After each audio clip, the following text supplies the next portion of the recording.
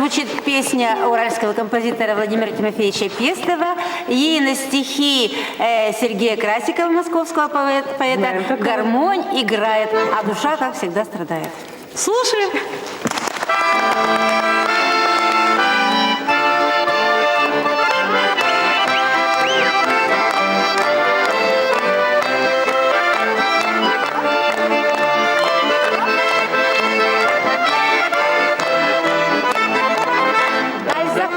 Обошло и притихшее село осветилось переливами озер.